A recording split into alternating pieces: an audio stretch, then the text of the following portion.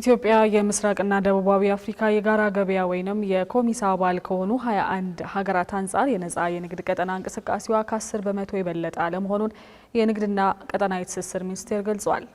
ኢትዮጵያ የጋራ ገበያውን ከተቀላቀለች 20 ዓመታትን ማስቆጠሯን ያመለከተው ተቋሙ አሁን ላይ የተሻለ እንቅስቃሴ ማድረግ ጀምራለች ብሏል። ይህ የተባለበትን መድረክ ዳግማዊት ደረጀ ናት የተከታተለችው። ዝርዝር ዘገባ አላት። የምስራቅና ደቡባዊ አፍሪካ የጋራ ገበያ ወይንም ኮሜሳ ሳምንት ሁለተኛው ተቋማዊ የግንዛቤ ማስጨበጫ ፎረም ዛሬ በአዲስ አበባ መካሄድ ጀምሯል።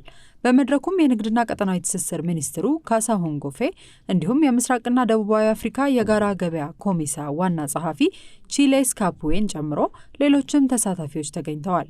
የንግድና ቀጠናዊ ትስስር ሚኒስትሩ ካሳሁን ጎፌም ከኮሜሳ መስራች ሀገራት አንዷ የሆነችው ኢትዮጵያ ከ21 የጋራ ገበያው አባል ሀገራት አንጻር የነጻ ንግድ ቀጠና እንቅስቃሴዋ ከ10 በመቶ ሳይበልጥ መቆየቱን ገልጸዋል። አሁን ላይ ይህን ዝቅተኛ ተሳትፏን ለማሻሻል እየሰራች መሆኑንም ጠቁመዋል። ኮሜሳ 20 ዓመት አልፎናል። የዓለም ንግድ ድርጅት ድርድር 20 ዓመት አልፎናል። 20 ዓመት አልፎናል ቁጥር ነው እንጂ በ20 ዓመት ውስጥ የተሰራ ስራ ኖሮ ኮሜሳንም በ10% ኤፍቲኤ ነው የገባ ነው እንጂ ኮሜሳን 90%ን ፍሪ ማድረግ ላይ በኮሜሳ አባል ሀገራት ደረጃ የሚደረገውን ሪስፕሮሲቲ ነው። ይሄ በሰጠው ቁጥር ይሰጣል። የተሻለ አምራች ከሆንክ ገበያ ታገኛለህ ማለት ነው፣ የሚተነበይ ገበያ። እሱን መስራት አልቻልንም። የኮሜሳ አባል ሀገር ሆኖ በፍሪ ትሬድ ኤሪያ ደረጃ ከ10% የዘለለ ያልሄደው እኛ ብቻ ነው፣ ከ21 አባል ሀገራት ማለት ነው። አሁን ግን እንገባበታለን ማለት ነው። ሚኒስትሩ አክለውም ለአፍሪካ የነጻ ንግድ ቀጠና ስምምነት የእቃ ቀረጥ ምጣኔ ቅነሳን ለማስፈጸም የሚያስችል ደንብ በቅርቡ በሚኒስትሮች ምክር ቤት መጽደቁን አስታውሰው ይህ በኮሜሳ አባል ሀገራት መካከልም የሚደረገውን የንግድ እንቅስቃሴ ከፍ የሚያደርግ ነው ብለዋል። ኢትዮጵያ ቀዳሚ መስራች የኮሜሳ አባል ሀገር ናት።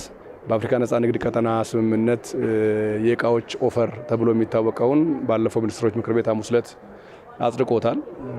ያ የእቃዎች ኦፈር ለኮሜሳም የሰጠነው ተመሳሳይ ስለሆነ የዛም መጽደቅ በኮሜሳ አባል ሀገራት ደረጃ የሚደረገውን የሸቀጥ ዝውውርና ንግድ እንቅስቃሴ ወደሚተነበይና የሚታወቅ ገበያ ለማምራትና ንግድን ለመጀመር የሚያስችል ጅማሮ ባበሰርንበት ዋዜማ የሚከናወን ፕሮግራም ከመሆኑ ጋር ተያይዞ ሀገራችን በአንድ በኩል የዓለም ንግድ ድርጅት ድርድር አባልነትን እየገፋች በሌላ በኩል የቀጠናዊ ትስስሮችን የኮሜሳም የአፍሪካ ነጻ ንግድ ቀጠና ማዕቀፍ የሚደረጉ ንግዶችን ለማሳለጥ ከምንም ጊዜ በላይ ለተሞክሮ መትበቃ ሀገር ስለሆነች ነው ተመርጠን እኛ ጋር እየተከናወነ ያለው። በሌላ በኩል በዚህ ፎረም ላይ የግብርና የማዕድንና የቱሪዝም ዘርፎች በስፋት የሚዳሰሱ ሲሆን በተለይም በማዕድን ዘርፉ ኢትዮጵያ ባለፉት 9 ወራት $2.5 ቢሊዮን የውጭ ምንዛሬ ማግኘት መቻሏ የበለጠ ተመራጭ ያደርጋታል ተብሏል። 3 ጉዳዮች ተጠቅሷል። በሴክተር ደረጃ ግብርና የመጀመሪያው ነው። በግብርና ሀገራችን በአፍሪካ ቀዳሚ ናት። በስንዴ ምርታማነት፣ በሩዝ ምርታማነት፣ በበጋ ስንዴ፣ በመስኖ ስንዴ፣ በአትክልትና ፍራፍሬዎች ልማት ብዙ መጥቀስ ይቻላል ማለት ነው። በስንዴ ከተቀባይነት ኤክስፖርት ማድረግ የጀመርንበት ብዙ ነገር በስፒቼ ውስጥ ያጠቃልልኩ ስለሆነ አንዱ እሱ ነው። ሁለተኛው ማዕድን ነው።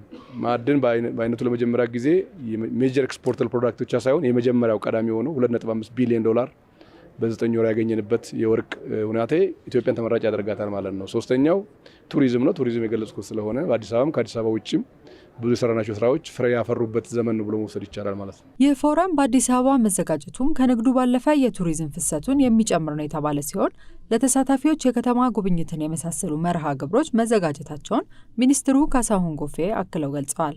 እንግዲህ አጋጣሚ በአንድ በኩል የኮሜሳን የንግድ ሳምንት ንግድን ማሳለጥ ላይ ያግዘናል።